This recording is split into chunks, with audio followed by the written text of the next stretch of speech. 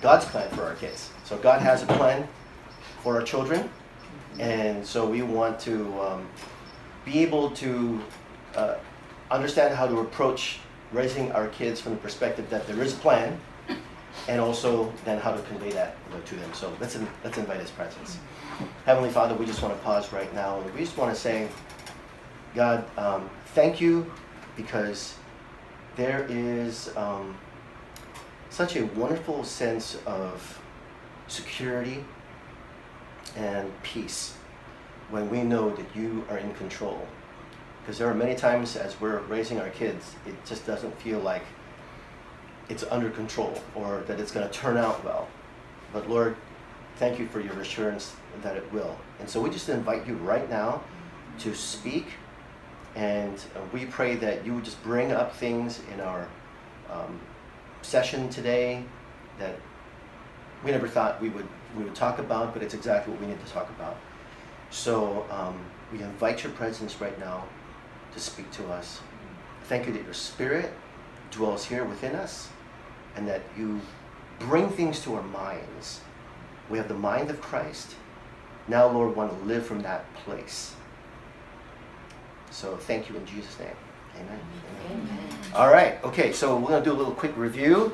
So week 1, so we're actually practicing what we preach here. Okay, so repeat. Right, we talked about that last week.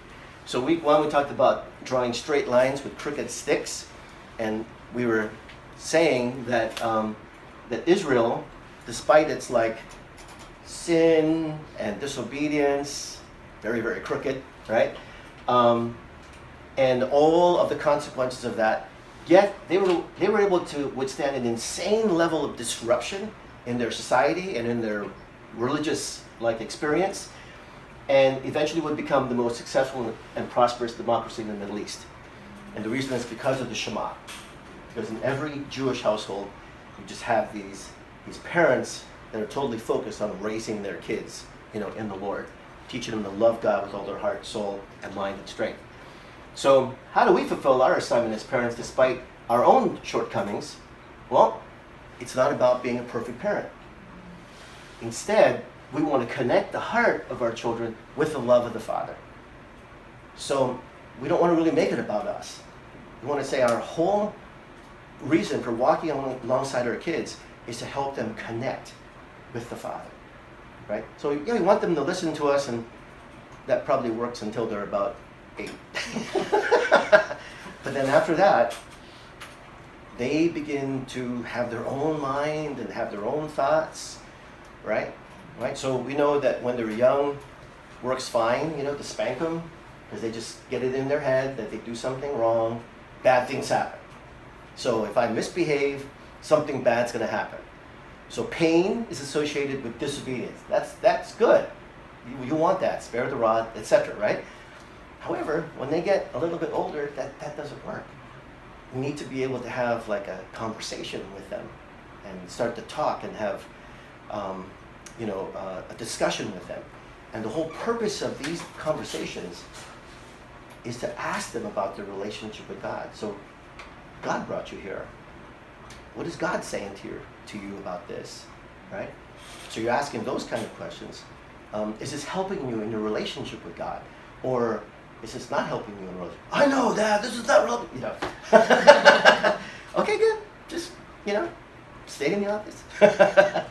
All right, so that's week 1. Week 2, this is going to be an intensely spiritual adventure. So the reason why helicopter parenting and lawnmower parenting don't work is because scrubbing your child's life of all stress and failure does not prepare them for life. What is the key then to Shema parenting? It's cultivating a heart that will listen to the Father. So we need to begin to exercise that muscle, develop that muscle that will listen to the Father. And what is our biggest obstacle to Shema parenting? We were talking about it in review a little bit. Could be our own words, right?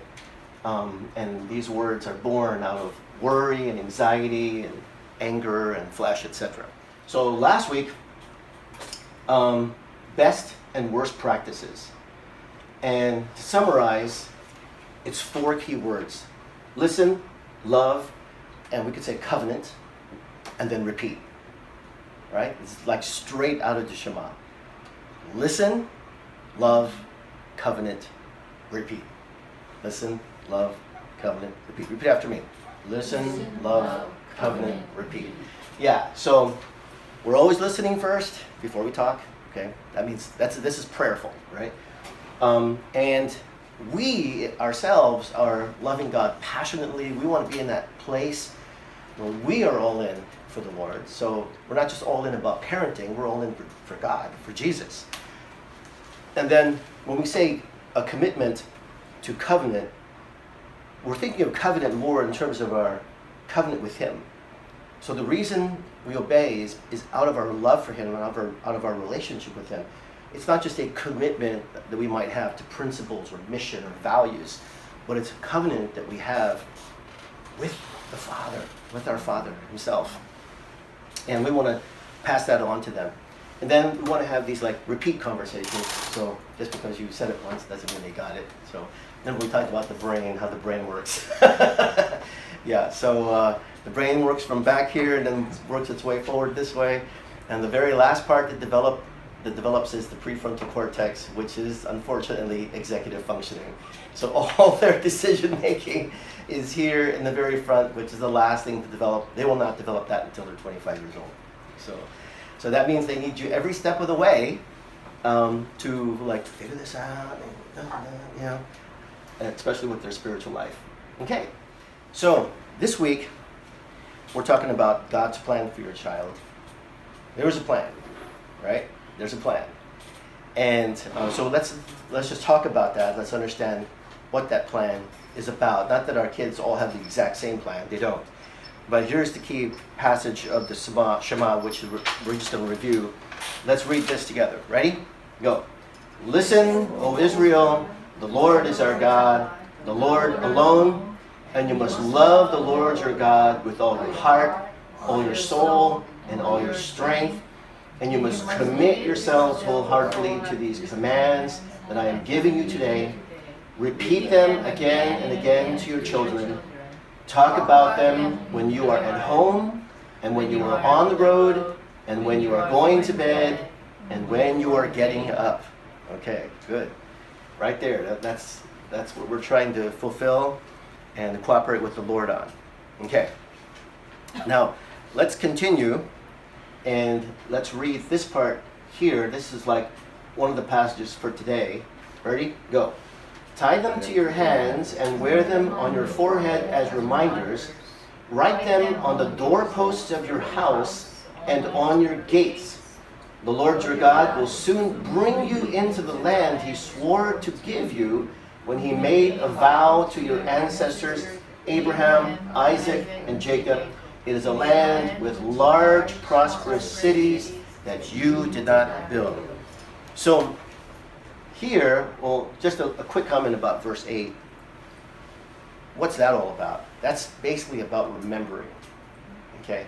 So when it says, tie them to your hand, wear them on your forehead, they would have these like boxes that they, some of the Orthodox Jews actually put on their forehead, and they look really weird because it's like they walk around with this like little box on their head. Actually took it literally. What the Lord is really trying to say there, and then it says, write them on the doorpost of your house, and that's a little mezuzah, those little, not a shrine, but there's like a little, it's called a mezuzah, that they put on the sides of their house, usually on the right side, and usually about a third of the way from the top. And in there, you have the Shema. Okay, so this is like signage. It's like tying a string around your finger. It's like reminders. So if you can just kind of place around you a similar kind of thing, like what we would do is we put like a cross, or we put like a poster, or we put like a picture. But like for me, I actually have actual mezuzahs.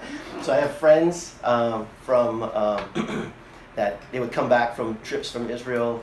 So Pam Goya gave me one. And the other one was from my Hebrew class, and so I actually made one. And then I just put these on the doorposts of my house. And every Jewish person, whenever they enter the home or leave the home, they would just touch it, the mezuzah. And there's a little tiny scroll on the inside, and that scroll has the Shema written on it. Love the Lord your God with all your... So every time you walk into a house, you touch it and you go, okay, so this is what this house is about. Loving God with all your heart, soul, mind, strength. As you leave the house, you touch it, and then you're saying, okay, as I engage the world, I'm all about loving God with all my heart, soul, mind, strength. So in other words, there's this constant, like almost a kind of brain exercise, right? Where you put these like reminders around you. So tying them on your hands, tying them on your heads. These are like reminders.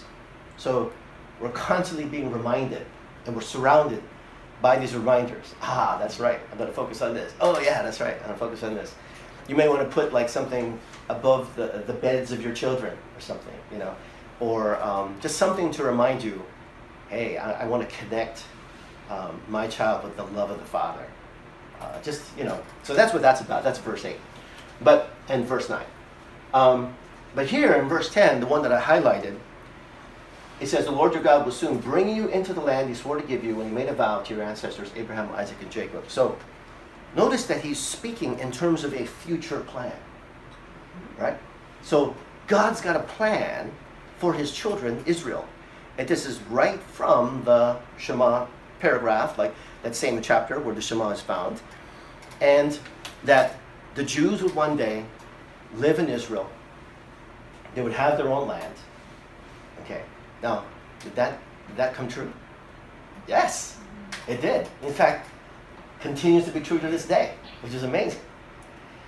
Because God keeps his promises.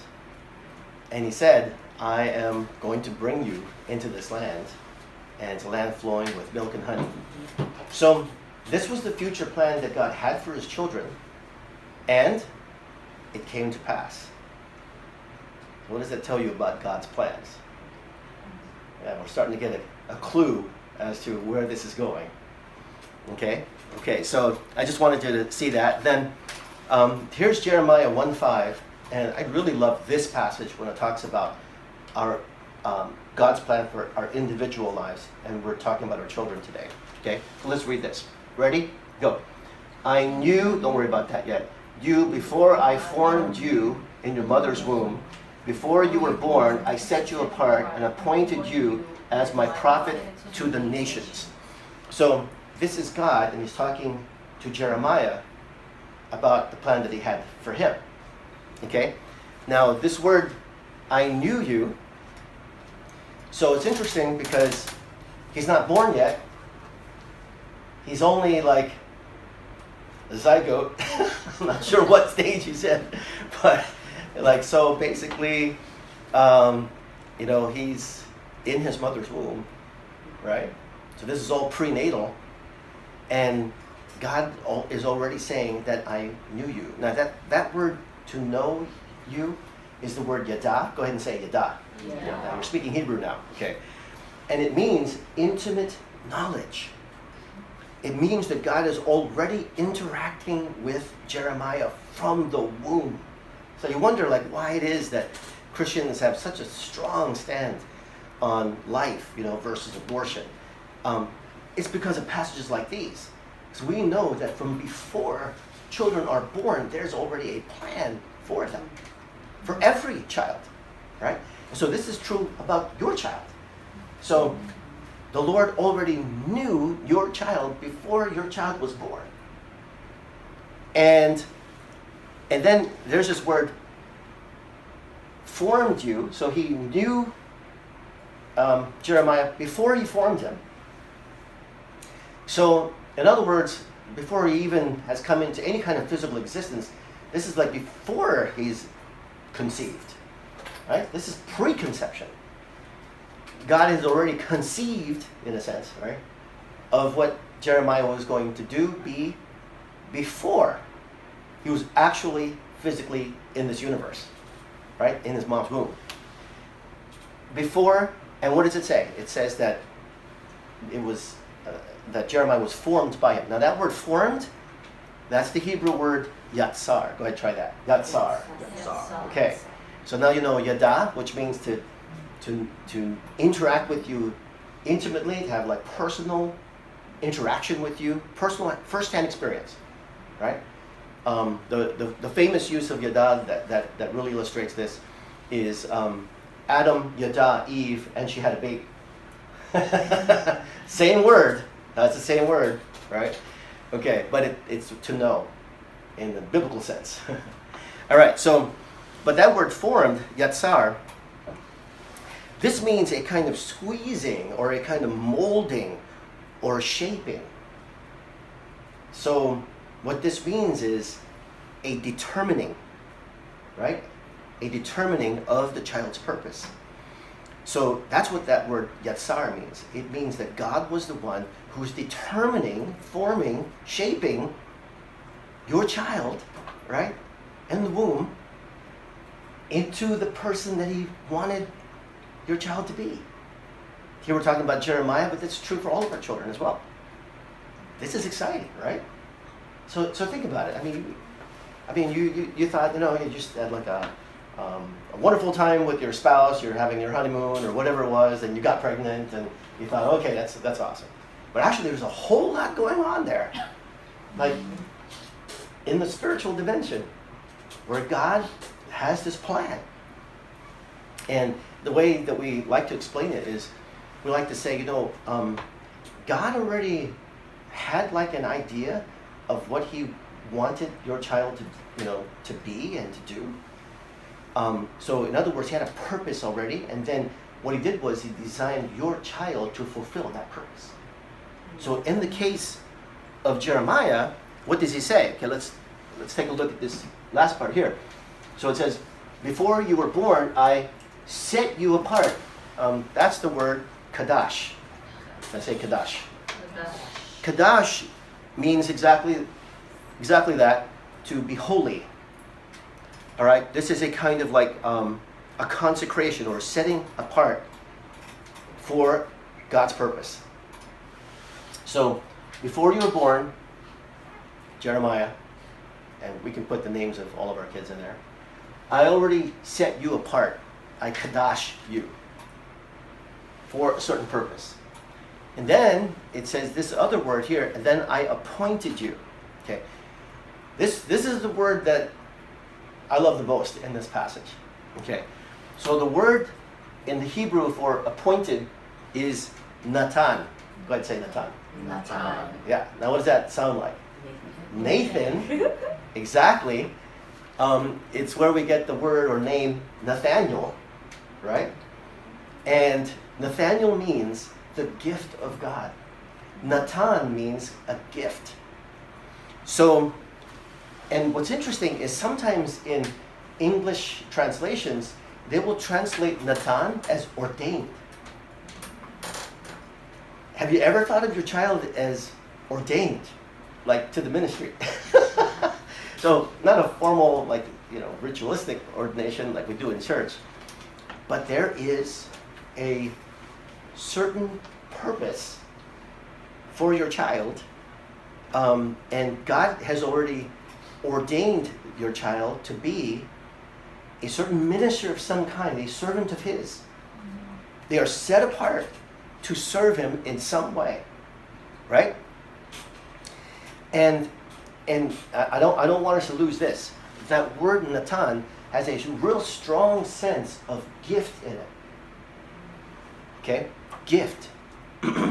So we said Nathaniel means the gift of God. Natan means that your child then is a gift from God. And so what we're doing is we're trying to recognize what that gift is, because it sure doesn't look like it sometimes. It's like, if you're a gift of God, I'm going to send you right back to Him. I'd like to return on this gift. No, you can't return the gift. No, it's a gift from God. Okay. So this is very cool. So just to kind of summarize, the Lord already interacted with, knew, already had a conception in His mind, preconception, right, of what Jeremiah was going to be before he was even formed in the womb. And then there was there's a forming. So he says, I did form you in your mother's womb. So I had this design in my mind, this purpose in my mind, and then I designed you to fulfill this purpose, right? And I set you apart to fulfill this purpose, and you are a gift. You are my gift to the world. You are my gift to the world. Now, what is this that Jeremiah is going to do or be? He's going to be a prophet to the nations. Now, we're not all supposed to be prophets to the nations, but in Jeremiah's case, he's a prophet to the nations. And what an amazing prophet he was. If you read Jeremiah, he's known as the weeping prophet because no one listened to him. But an amazing, amazing prophet of the Lord. It was Jeremiah that said in chapter 29, right? Basically the New Hope theme verse. What is it? What's the New Hope theme verse? Does anyone know? Jeremiah 29. I know the plans that I have for you, says the Lord, and they are plans for your welfare, for good, not for calamity, but to give you a future and a hope. Yeah, exactly. That was Jeremiah, right? I mean, without him, New Hope wouldn't have a theme verse. But anyway, an amazing prophet to the nations. Now, what I want us to see is this applies to every one of our kids. Our job as parents is not to make a plan for our child, but to discover God's plan for our child. You don't need to make one, you just need to discover it. Isn't that cool? That is so awesome. So there's a reason why your child has come into this world. God brought your child as a gift to you and to the world. And what we're tasked with doing is not like, okay, I'm going to make you a doctor, whether you want it or not. Or you're going to be an engineer. Or you're going to be a lawyer. No, it's not that. It's instead to see what's going on with our kid and then like shepherd our child to cooperate with what God is doing in his or her life. All right, so fill in the blank in your notes. My child, put the names of your children, okay, is God's gift to us, sent to fulfill God's purpose. Your child is a gift from God, sent to fulfill a purpose in the mind of God. So write each of your children in there and fill in the blank. My child, so-and-so, Mark, Rachel, Caleb, is God's gift to us. He's sent to fulfill God's purpose. So every one of our children is a child of destiny. There is a divine destiny on our kids. And ultimately, each of them is going to be a unique expression. Everybody say unique expression. A unique expression of the Father's love to the world. So they may not express the Father's love to the world like everybody else does. But there's going to be a unique way in which they do it. And seriously, the world will miss out on that expression if your child doesn't come to that place where they're. So I'm just saying it's unique. There's no one else that's going to do it like that. So that wasn't meant to, well, if it's not, if you don't do a good job. I didn't mean it that way. What I mean is there is such a special way in which your child is going to express the love of the Father that you want to encourage them to be that expression and say only you can express the Father's love to the world your way. Right? That's what's so powerful about that. So here is a word that Gamaliel shared with his other fellow religious leaders, some Pharisees and other religious leaders of Jesus' time, and he was commenting on the apostles who were, just so passionate and so adamant about following Jesus and preaching Jesus, and the Pharisees and religious leaders were trying to stop them. Do you remember this, right? And in Acts chapter 5, Gamaliel gave them this advice. he said, if they, the apostles, are planning and doing these things merely on their own, it will soon be overthrown. But if it is from God, you will not be able to overthrow them.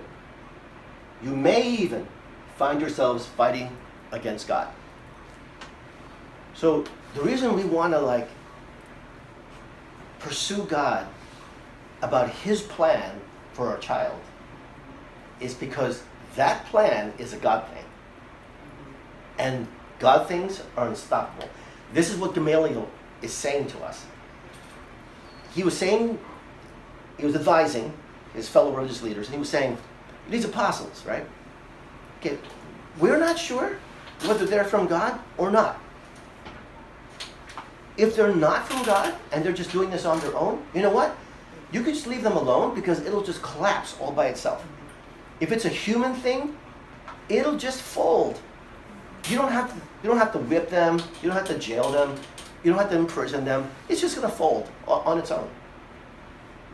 But if it's a God thing, you and I will not be able to stop it. In fact, you will be fighting God himself. Now, how many of us, we would like the devil to fight God himself with regard to our children? Right? So it's like, devil, I know you want to come against my family, you want to come against my kids, but you need to recognize that when you come against what we are trying to cooperate with God on, you come against us, you're coming against God himself. Good luck with that. Yeah, because what we're contending for with our children is the God plan for their life, and that's a God thing. You will have to go against God himself. You will have to fight God himself to prevent this from happening in our child's life. This, I want you to see, this is the power of the Shema. Because you are cooperating with God, with his plan for your child. And it is unstoppable. Nothing can stop God's plan. Especially as a parent, you're there every single day saying, Jewel, God's got an amazing plan for your life. Mm-hmm. And we are starting to see it. Come to, Mom, I don't see it. Don't worry. You'll see it. It's going to be an amazing plan. Right? It's going to be an amazing plan for your life. And I bless you to that plan. This is for each one of our children. Just say, I bless you to this plan that God has for you. So, forgive mommy and daddy for making you do something you didn't want to do. Or making you become something that we thought would be really, what we really want is God's plan for you. And there's tremendous freedom in that. There's tremendous security and it's just a big weight off your shoulders, right? You don't have to make your kids something. God's already got this worked out. It's now just a matter of cooperating with him as it plays out.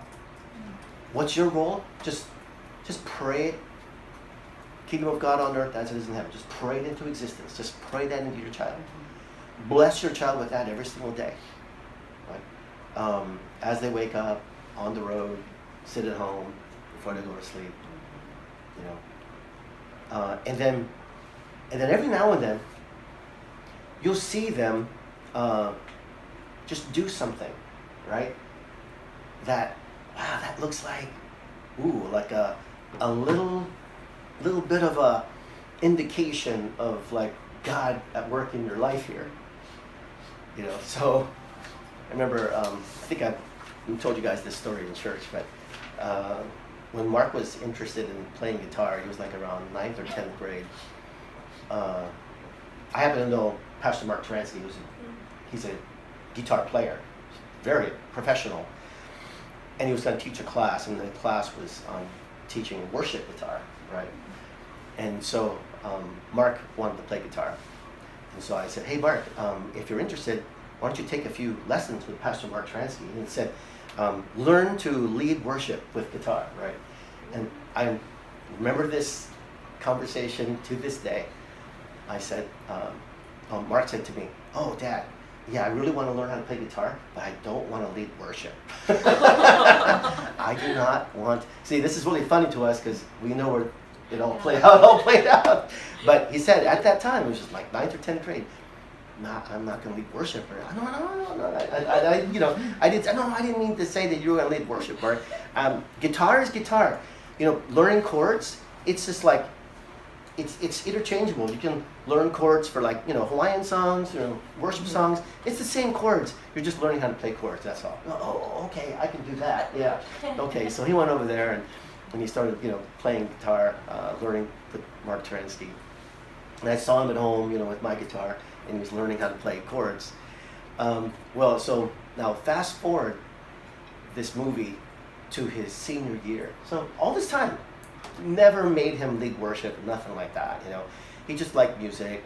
He's a Palumbo, right? Because all Palumbos are into music, but not necessarily worship.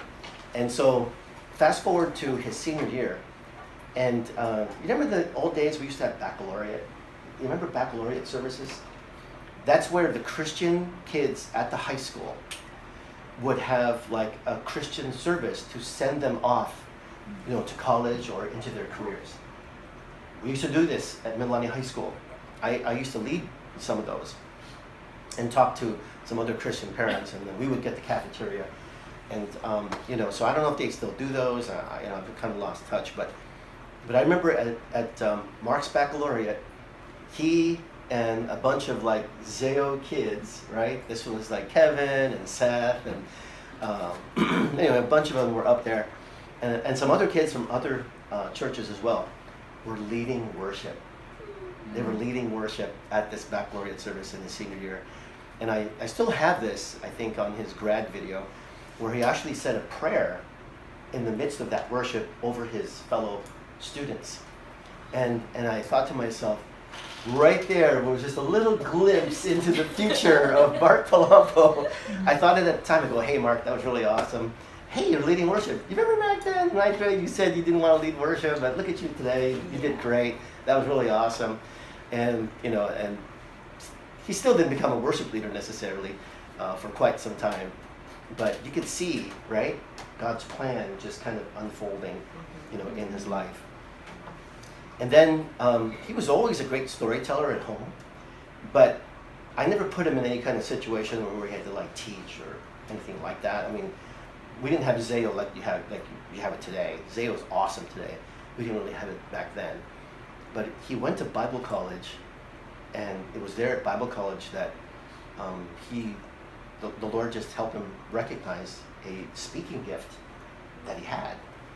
And he was one of in fact, it's a rare thing where you would ask a senior to give like a Bible teaching at a chapel address, but he was asked to be the senior that speaks, at the chapel. I think only like the higher ups in Foursquare do that type of thing, but they had asked him. And I think that was incredibly encouraging to him. There's still a picture of him at his Bible college, with him standing at the pulpit and speaking, at this like chapel service that he spoke at. And we were not there because this is him in California. But you could see these like little glimpses, right, of what God was going to do like in the future. And same thing with Rachel. Rachel would always take these business classes, and now she's got a job, with a big flooring company, here in Honolulu. And Caleb, we weren't sure what God was going to do with him, but we would always get these. I remember at least twice, maybe 3 times, but definitely twice. These prophets or these women would pray over him, and they would say, we see your son as being some kind of general or some kind of captain, or he's going to be some kind of. And we thought, oh, okay, maybe a general for the Lord, like a captain for the Lord, or something like that. At the time, we did not think actual military, but there were military words that were spoken over him. And then as he got older, we remembered those prophetic words. And we thought, hey, maybe it's like the actual military. Okay, well, all right, let's just go in that direction. That might be it. And, so thankfully, yeah, he got to do that because he was not going to make it in college. So all this to say that the God thing that he has planned for your child, it is unstoppable. What we do is not try to impose our own vision or our own plan, or you're going to be this, or you're going to do that. I shared this past weekend in church that my dad did that to me, not knowing any better, right? And by the way, there's nothing wrong with having some kind of plan, even though you're wrong, right? There's nothing wrong with that. It's like, you know what? We're not really sure yet, but why don't you be a doctor? That's what my dad spoke over me, since first grade. You're going to go in the Navy, be a Navy doctor. Okay, that sounds good. It's not a bad plan, right? And then just release these to the Lord and let him kind of work things out, because maybe it's not going to work out exactly the way you had hoped, and in fact it'll work out better than you ever dreamed. So it's okay to have your own idea, right? That's not bad, but just recognize that really what you want is God's plan for your child, right? So and what do we do as parents? We just declare that. We just declare it. We say it to the Lord and we speak it over our children. Just that God has a plan for your life. I know it. And it's going to be an amazing plan.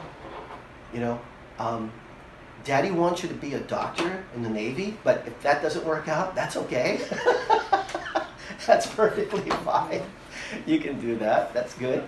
Because at least they have some goal, right? Not like, I don't have any plan, Mommy said, God has a plan. I don't know what it is. So it's not like that. It's not like have no plan at all. But if your kid's obviously,